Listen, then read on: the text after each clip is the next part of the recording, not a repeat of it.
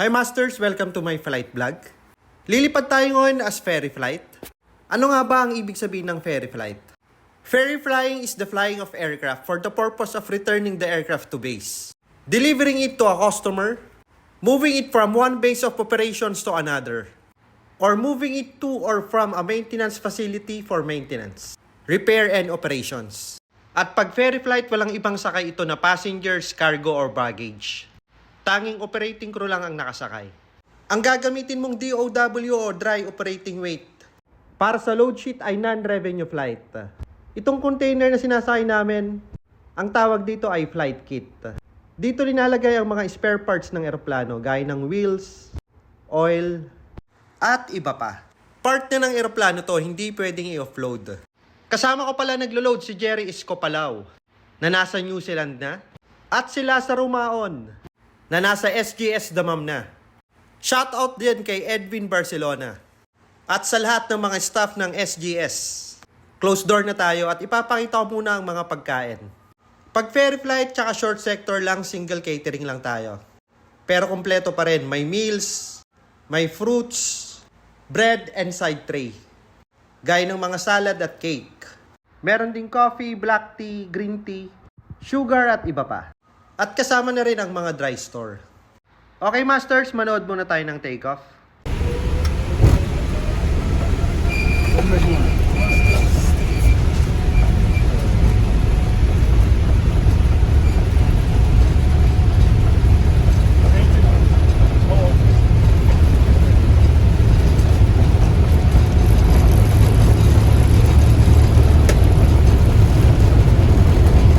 V1.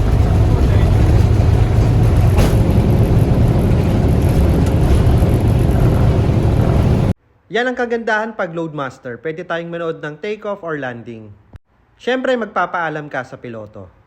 At ito naman ang bird's eye view ng Jeddah City, my second home. Dinner muna tayo, Masters. Kakain tayo ng salmon, salad, another salad with prawn, and chocolate cake. At ito naman ang bird's eye view ng Riyadh. And panoorin na rin natin ang landing.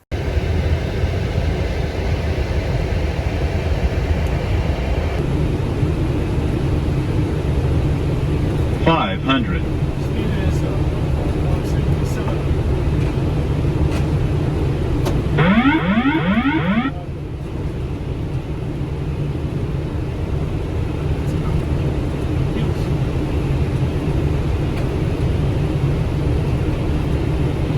Minimums.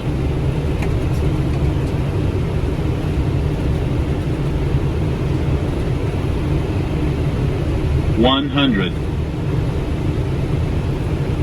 50, 40, 30, 20, 10. Yan ang kagandahan pag ferry flight. Wala ka nang i-offload. So, dumiretso na ako sa hotel. Minimum layover ako dito. That means mga 14 hours. And bukas naman, flight ulit ako. Ang flight ko, Riyadh to Hong Kong. So, room tour muna tayo, Masters. Ito ang deluxe room ng Mandarin Crown Hotel. Yan, may king size bed. At ang bed facing the TV. May Netflix at YouTube yan. Ayun! Tapos ito ang toilet nila. May bidet yan. Basta sa Saudi, halos lahat ng hotel may bidet. Kahit sa mga malls and restaurants. Okay Masters, thank you for watching. Don't forget to follow me on Facebook, TikTok, and YouTube. Master Bay.